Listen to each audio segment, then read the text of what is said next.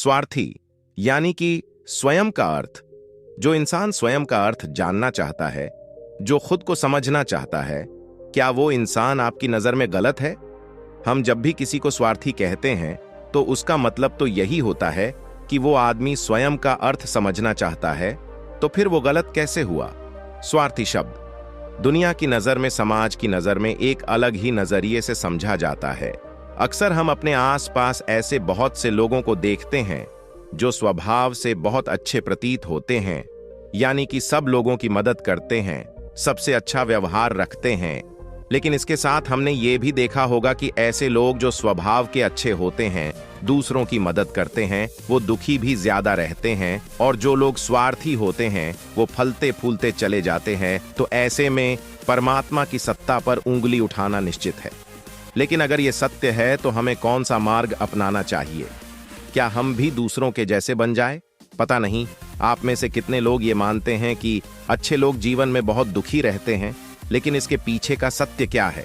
अगर हम इसके पीछे का सत्य नहीं जानेंगे, नहीं पहचानेंगे, तो कहीं ना कहीं हमारा अवचेतन मन भी बुराई की तरफ झुक जाएगा। इसीलिए अपने मन में ऐसे विचार पनपने से पहले इस बात की पूरी सच्चाई, पूरा निष्कर्ष निकाल लें, ताकि भविष्य में आपको अपने अच्छे होने पे पश्चाताप ना हो, दुख ना हो। आज की जो बौद्ध कहानी मैं आपको सुनाने वाला हूं, उसमें आपको 5 ऐसे तरीके पता चलेंगे जिसके माध्यम से अगर आप कर्म करते हैं तो आप अच्छे कर्म भी कर पाएंगे और दुखी भी नहीं होंगे। एक गांव में आनंद नाम का एक युवक रहता था। उसका भरा पूरा परिवार था। उसके 2 बच्चे थे, उसकी पत्नी थी, लेकिन उसके माता पिता इस दुनिया से चल बसे थे। इसीलिए पूरे परिवार की जिम्मेदारी उसी के कंधों पर थी।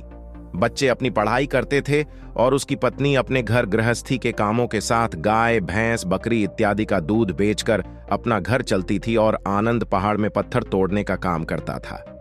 बहुत ही मेहनत भरा काम था। पूरे दिन काम करता तो रात को थक कर घर पर वापस लौटता। लेकिन इतनी मेहनत करने के बाद भी अगर आनंद को गांव का कोई भी आदमी मदद के लिए बुलाता तो आनंद कभी भी मना नहीं करता था। उसके जीवन का एक ही सिद्धांत था, अगर मैं दूसरों की मदद करूंगा तो परमात्मा मेरा साथ देंगे, परमात्मा मेरे साथ कुछ बुरा नहीं होने देंगे। आनंद अपने इस सिद्धांत का पालन बहुत ही कड़ाई के साथ करता था। वह इस सिद्धांत पर इतना विश्वास करता था कि अगर कोई बाहर का आदमी उससे मदद मांग ले तो वो अपने घर का काम भी अधूरा छोड़कर उस आदमी की मदद करने के लिए पहुंच जाता था, जिसकी वजह से उसकी पत्नी बहुत परेशान रहती थी। वो अक्सर आनंद को समझाने की कोशिश करती थी कि सबसे पहले अपना काम करो, अपने परिवार को देखो, 2 बच्चे हैं हमारे, और फिर भी तुम दूसरों के काम करने में लगे रहते हो। अरे अपने घर को तो संभालो, अपना घर संभाल नहीं रहा, दूसरों की मदद करने चले हैं। और जब ऐसी ऐसी बातें आनंद के कानों में पड़ती तो उसके हृदय में कांटा चुभने लगता था और उन दोनों में लड़ाई झगड़ा शुरू हो जाता था। अक्सर उनके लड़ाई झगड़े का यही सबसे बड़ा कारण होता था। लेकिन ना तो आनंद अपने आप को बदल पाया और ना ही उसकी पत्नी ने उसको समझाना कभी बंद किया। इसी वजह से आए दिन उनके घर में क्लेश होता रहता था। जहां तक उस गांव वालों की बात थी तो वो आनंद के स्वभाव को जानते थे, और वो जानबूझकर जो काम आसान भी होता था, जो उनके सामर्थ्य में भी होता था, उस काम के लिए भी वो आनंद को बुलाते थे ताकि उन्हें कम मेहनत करनी पड़े। कहने का अर्थ ये है कि गांव वाले आनंद की इस शिष्टाचार का फायदा उठाते थे, लाभ उठाते थे, और सब पीछे से उसका मजाक उड़ाते थे, उसे बेवकूफ कहते थे। ऐसे ही समय भी तरह, और एक दिन आनंद की पत्नी बहुत ज्यादा बीमार पड़ गई। आनंद से जो कुछ भी सेवा हो सकती थी उसने वो सब अपनी पत्नी के लिए किया।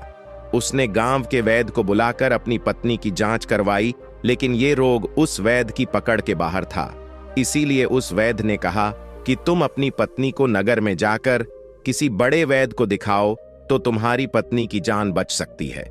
जल्द से जल्द नगर पहुंचने की व्यवस्था करो, नहीं तो तुम्हारी पत्नी के प्राण संकट में हो जाएंगे। ये सुनकर आनंद के पैरों तले जमीन फिसल गई। उसने ये नहीं सोचा था कि उसकी पत्नी के प्राण संकट में है। वो सोच रहा था कि कोई साधारण सा रोग होगा जिसका इलाज हो जाएगा। लेकिन जब उसने वैद्य की यही बात सुनी तो वो घबरा गया। अब पत्नी को नगर तक कैसे लेकर जाएं?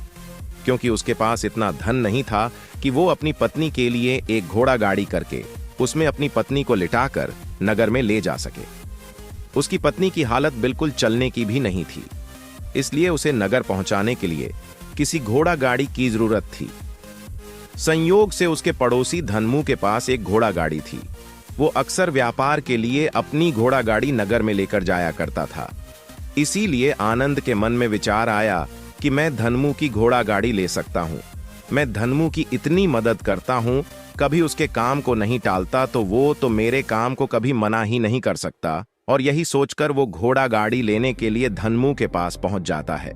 लेकिन धनमू बहुत ही चालाक इंसान था। वो बिना किराए के अपनी घोड़ा गाड़ी अपने सगे संबंधियों के लिए भी नहीं ले जाता था। तो आनंद की तो दूर की बात रही। जब आनंद ने उससे घोड़ा गाड़ी के बारे में पूछा तो उसने ये कहकर उसका ये काम टाल दिया कि मेरे घोड़े बहुत ज्यादा बीमार हैं, वो शायद बच भी मुश्किल से पाएंगे। 5 दिनों से वो कुछ नहीं खा रहे। तो ऐसे में बेचारा घोड़ा गाड़ी लेकर कहा, नगर तक पहुंच पाएगा। हाँ, अगर तुम कुछ धन की व्यवस्था कर सकते हो तो मैं अपने एक मित्र की घोड़ा गाड़ी तुम्हारे लिए मंगवा सकता हूं। यह सुनकर आनंद परेशान और चिंतित हो गया, क्योंकि उसके पास धन तो था ही नहीं।